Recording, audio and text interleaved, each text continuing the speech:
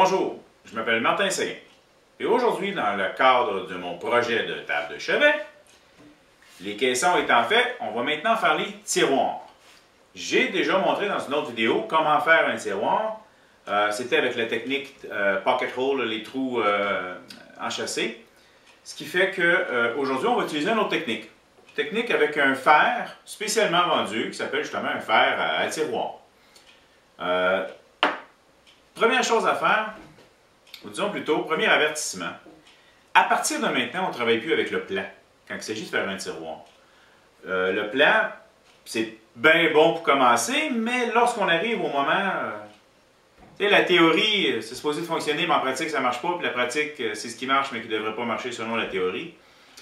Bref, on prend nos mesures à l'intérieur des caissons directement pour être sûr qu'on ne manque pas notre coup. Je dois maintenant préparer mon bois pour le tiroir. Première étape, on garde les deux plus belles pour faire la devanture du tiroir. C'est ce qui va paraître le plus.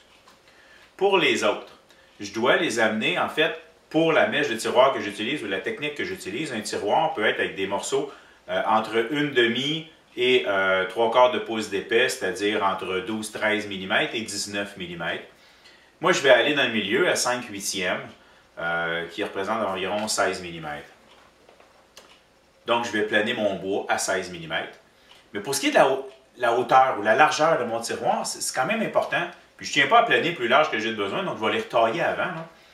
J'ai 5 pouces et quart à l'intérieur, ce qui fait que mon tiroir doit être plus petit que ça. Mes planches doivent être plus petites. Je vais aller environ à 4 pouces, qui représente environ 10 cm, pour faire ma hauteur de mon tiroir. Et également, je vais devoir mesurer mes planches, mais juste après. Plus tard, lorsque je vais vraiment être prête à faire ça, je vais vous montrer, en fonction de l'intérieur de mon caisson. Les glissières que j'utilise, qui me proviennent du site internet Tout pour l'armoire, c'est un site québécois ici, avec des très bons produits et des bons prix, m'a fourni les instructions d'installation de mes pentures, désolé, de mes glissières. Et il me dit qu'il faut que je garde 1 pouce. Donc, elle va être à l'intérieur ici, ce qui fait que ma largeur à l'intérieur de mon tiroir va être de 1 pouce de moins. Passant, c'est des glissières que j'aime beaucoup. Quand on roule, c'est ceux qu'on appelle en anglais les soft close, ceux à fermeture lente. Regardez, si je m'en viens ici, là, ça se ferme tout seul. C'est cool. Le client va être bien content. En passant, je n'ai pas ouvert le bon sac. Pour la profondeur de notre tiroir, ce qui est important, mais en plus, moi, je vais avoir une planche au fond. Le tiroir va être plus petit que le caisson. Puis j'ai sorti une glissière de 16 pouces.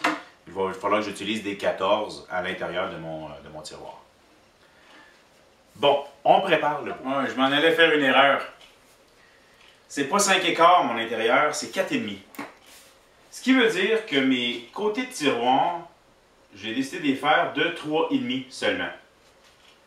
3,5 et j'ai besoin de 8 morceaux.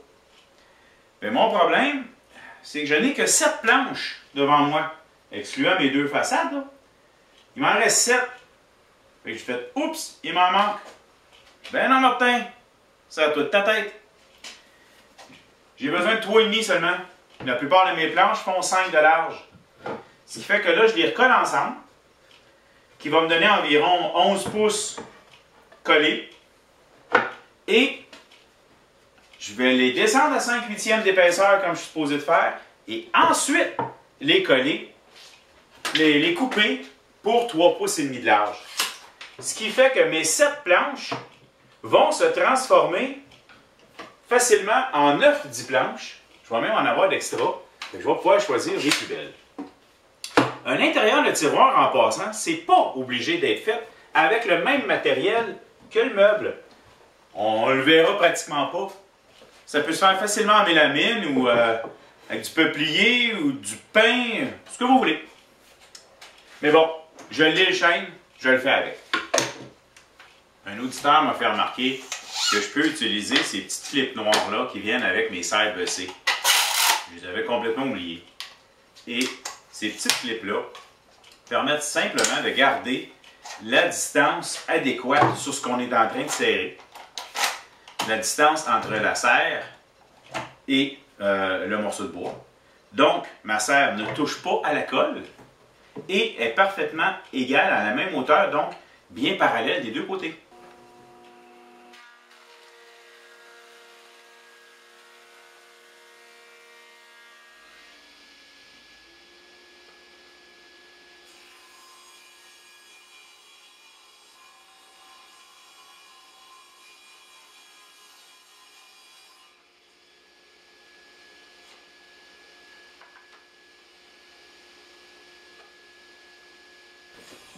Je suis maintenant au point où je dois machiner mes planches pour faire mes rainures avec le fer à toupie dans le but de bâtir mon caisson de tiroir. Les planches du devant et du derrière sont exactement, comme je disais tantôt, 1 pouce de moins que le trou de mon caisson. Ça, c'est facile. Mais les planches de côté qui viennent s'embouffeter dans la planche sont un peu plus courtes. Je ne connais pas exactement la longueur que je dois y faire. Première étape est d'ajuster le fer à toupie et de se faire des morceaux sacrifices pour tester, qui vont me permettre de voir à quelle distance rentre ma planche à l'intérieur. C'est difficile à ajuster le fer, en fait, bon, c'est un petit peu de travail. Quand je vais l'avoir ajusté, il va être parfait, je vais pouvoir tout faire mes tiroirs. Pour une prochaine job, je vais devoir le réajuster, sauf si je me garde une pièce de bois ajustée déjà, dans laquelle je pourrais ajuster mon fer en conséquence. Par contre, la hauteur du fer dépend toujours de l'épaisseur de la planche. Ce qui fait qu'il va falloir que mon prochain projet ait des planches de la même épaisseur pour que mon ajustement, mon exemple, soit bon. Je peux le faire. Je vais probablement garder une planche toute prête de celui-là en indiquant l'épaisseur dessus qui va me permettre pour un prochain projet de peut-être utiliser ça et sauver du temps. Donc là, je mets mon fer et je fais des essais et erreurs avec des planches de plus. J'ai fabriqué mes planches pour mon tiroir, puis j'en ai fait de plus. C'est ici que ça m'est utile parce que je vais probablement les endommager, devoir les scraper par après. Donc, je me sers de ces planches-là pour ajuster mon fer. Après plusieurs essais et erreurs, j'ai finalement trouvé la bonne position pour mon fer. En fait, c'est parce qu'il y a 2 ajustements qu'on doit tenir compte. Le premier est la distance du guide. Et il faut, bon, en tout cas, parce que je travaille avec un guide à onglet, là, un guide de coupe, il faut que je sois parallèle, premièrement, avec ma traque, ma rainure. Et la distance, c'est elle qui décide si, quand on met les deux ensemble, si les planches arrivent juste sur le côté ici. Ensuite, la hauteur, c'est ce qui va ajuster les dents à l'intérieur des planches et qui va nous dire si on est assez haut ou assez bas avec les distances. Maintenant que c'est fait, je peux vous dire que la distance que j'ai, que je dois mettre mon côté plus court, est de 3/16e de pouce ou 5 mm. Mais de toute façon, mon tiroir, je ne le veux pas exactement à son maximum, là. Ce qui fait que je vais couper mes planches à peu près à 14 écarts, ce qui devrait me donner à peu près 14 3/4, donc 1,5 pouce derrière. Donc je laisse facilement un jeu entre le fond de mon tiroir et la planche derrière de 1 cm et demi. 1 cm, 1 cm et demi, ce qui est parfait. Bon. Maintenant, je peux couper toutes mes planches pour mon tiroir. Ensuite, toutes les machiner les unes après les autres. Notez que je l'ai écrit en plus sur ma planche. Pour le devant et le derrière du tiroir, on passe à plat comme ceci. Et pour les côtés, il faut passer debout. On va m'installer avec un peigne pour être sécuritaire, là. Donc, je dois passer ma planche debout. Et c'est comme ça que mon joint se fait. Je vous montre.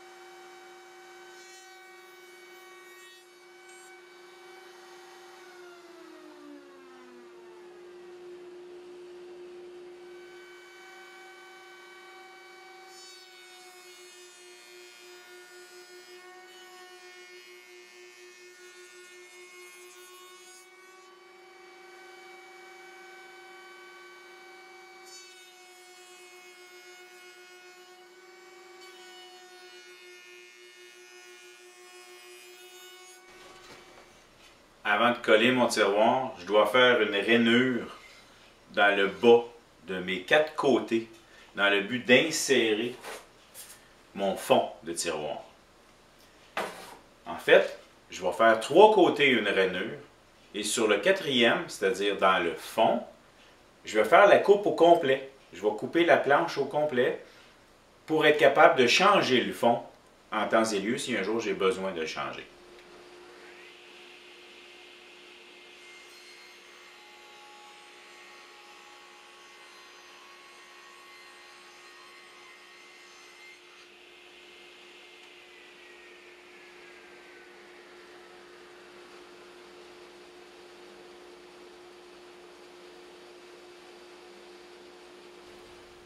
Bon, je vous explique la noirceur, désolé. On est le 4 janvier, verglas, panne d'électricité, mais je me débrouille avec ma batterie. Je vais pouvoir sabler mes morceaux et les coller ensuite.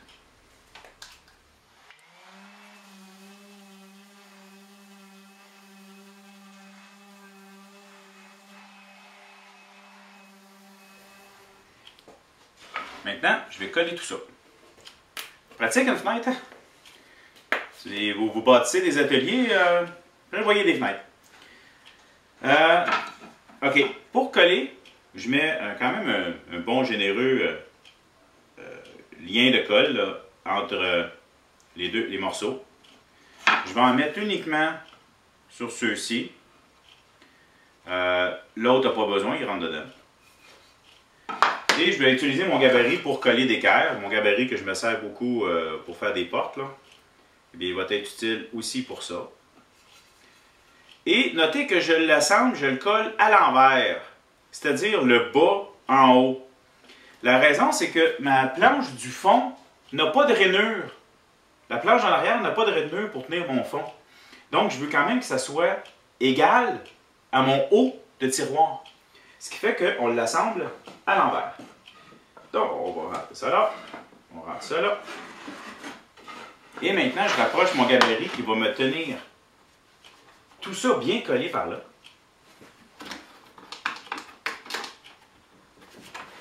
Et d'équerre. Pour ensuite mettre des serres dans l'autre direction. À ce moment-ci, des serres parallèles, comme j'ai là, c'est très pratique. Je vais même descendre plus bas là, pour que tout soit bien pressé, collé. Si on voit certains surplus de colle, c'est le temps de les enlever. Ça peut nous éviter des problèmes par la suite. Maintenant, je vais vérifier si je suis bien collé d'équerre. Le but est de mesurer d'un coin à l'autre, extérieur ou intérieur, à savoir si j'ai la même dimension.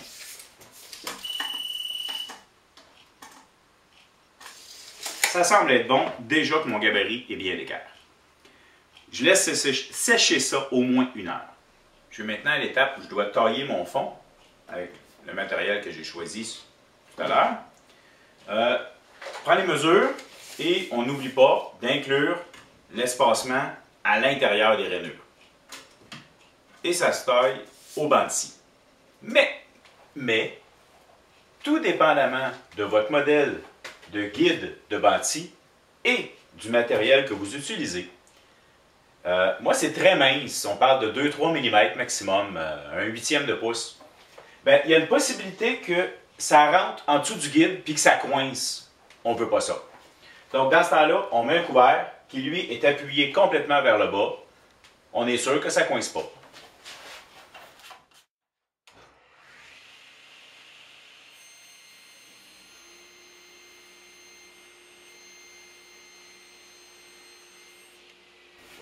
Maintenant, avec le fond taillé, on le rentre par en arrière, parce que vous vous souvenez qu'on l'a fait moins large, donc ça laisse la rainure ouverte.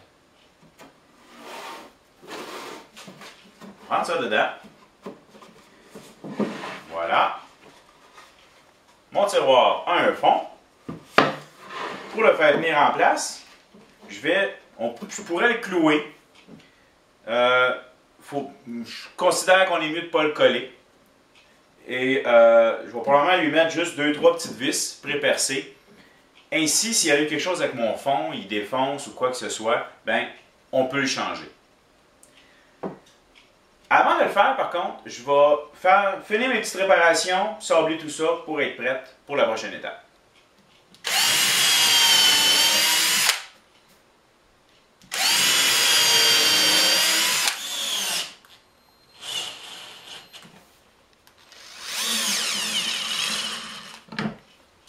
Maintenant que le caisson est fait, que le tiroir est fait, tiroir qui sera tenu par des glissières, on le verra plus tard, il faut maintenant que je fabrique la façade.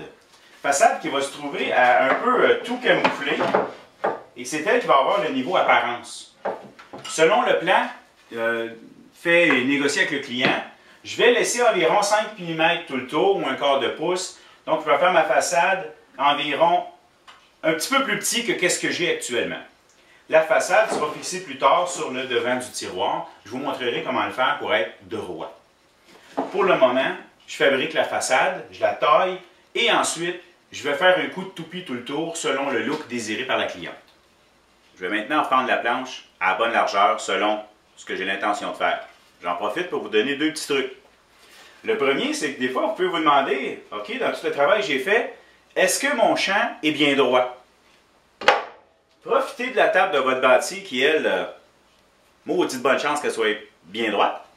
Et vous pouvez en jeter un coup d'œil dans le bas, voir si c'est bien droit.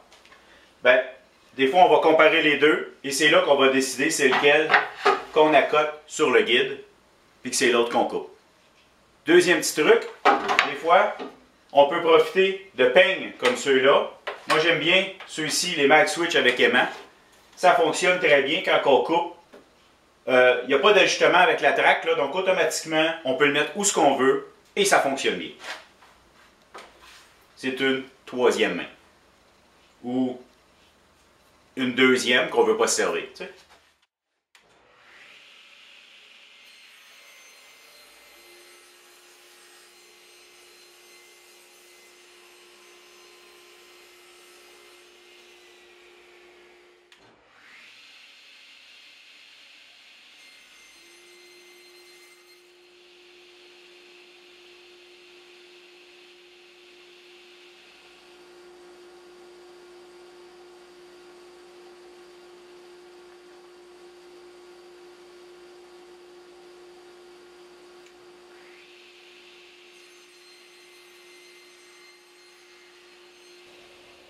Je suis maintenant prêt à machiner, toupiller, moulurer, peu importe le verbe que vous utilisez, là, le contour de mon devant de tiroir.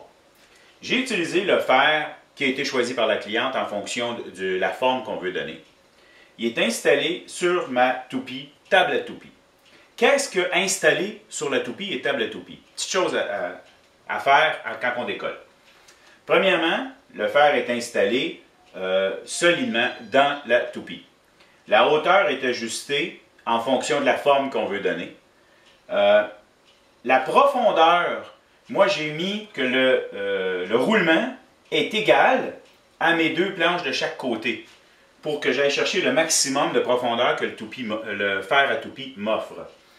Le guide ajustable est refermé le plus possible pour que ma planche soit à côté le plus possible sur le guide lorsque j'avance ma planche. Ensuite, les peignes sont ajustées pour exercer une pression sur la planche. Je pourrais également utiliser un bloc-pouce ou un autre peigne pour tasser de ce côté-là, mais avec mes mains, vu que la planche est large, je devrais être correct. Le moteur de la toupie est ajusté. Normalement, on fait comme le plus rapidement possible, mais plus le fer grossit, il faut réduire la vitesse parce que la rotation fait en sorte que c'est encore plus vite, là. Donc, j'ai ajusté en fonction d'une vitesse que moi, je crois être confortable avec. Et c'est directement relié aussi à la vitesse que je vais passer. Il ne faut pas passer trop lentement parce qu'on pourrait brûler notre bois. Il ne faut pas passer trop vite parce qu'on va tout arracher. Donc, c'est une question de confort et d'habitude. Je crois que je n'ai rien oublié. Je suis prêt à partir. Tout est ajusté. Chose importante, lunettes et protège-oreilles. Petit truc aussi, quand vous machinez des planches comme ça, moi j'en ai deux à faire. Et il y a le beau côté qui va être machiné et il y a le derrière. Donc, j'ai marqué mon bois. Quand je vais faire le deuxième aussi, je vais tout de suite savoir quel côté que je dois avoir sur le dessus pour être sûr quand même de machiner le bon côté, là, ça serait plate de gaspiller ma planche. J'ai bien failli faire une gaffe. Je m'en allais partir et j'ai réalisé en démarrant que lorsqu'on machine une planche comme ça, de tous les côtés, les extrémités de la planche, il faut leur faire attention. En fait, ce bois-là risque d'arracher, d'ouvrir. Pour le prévenir, surtout lorsqu'on fait le contour au complet, on commence par les extrémités de planche. Parce que ce qui va arracher sur le côté, lorsqu'on va repartir dans l'autre direction, on va automatiquement le camoufler. Donc, on débute toujours par l'extrémité de la planche. Des fois, cet arrachage-là n'aura pas de conséquences, comme je vous dis, parce que l'autre côté va le réparer automatiquement. Mais on ne le sait pas. Ce que je vous suggère, c'est une planche sacrifice qu'on met derrière et qu'en passant, l'arrachage ne se fera pas parce qu'on va aller dans l'autre planche. Ça va automatiquement faire tenir les fibres de bois à leur place. Naturellement, dans le but de vérifier vos ajustements, je vous suggère de faire une passe sur une de vos planches de votre projet de la même épaisseur que ce que vous êtes en train de faire, là. Une planche bidon pour tester. Là, je suis prêt.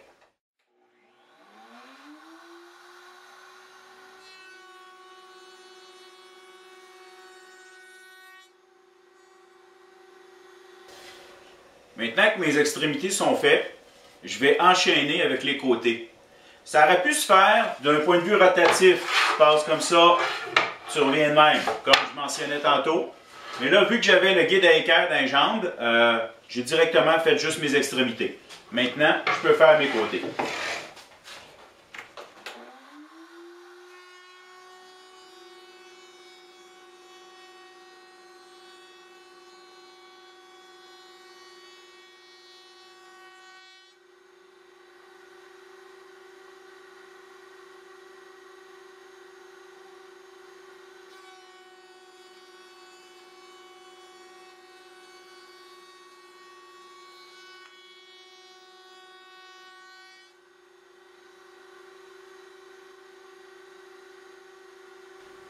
Et bien voilà, le tiroir est fabriqué ainsi que le devant du tiroir.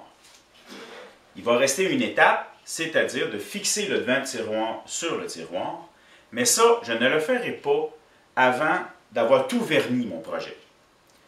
Ce qui, en théorie, serait la prochaine étape. Par contre, la cliente désire une petite moulure tout le tour sur le dessus pour empêcher un appareil qui va s'y trouver et qui vibre à l'occasion et qui peut tomber à l'extérieur. Donc, en ayant la petite moulure, ça va empêcher de tomber. Ça, c'est une autre vidéo. Et la fixation du devant de tiroir sur le tiroir va également se faire dans une dernière vidéo qui va montrer le meuble dans son entier. Merci. Si vous appréciez ce que je fais, je vous invite à vous abonner à ma chaîne YouTube. C'est le petit bouton s'abonner dans le bas de l'écran. Vous pouvez également me suivre sur ma page Google+. Ça m'arrive de donner des formations ici chez moi ou encore chez les gens. Il suffit de me contacter pour qu'on s'arrange. J'espère que vous avez apprécié. Merci.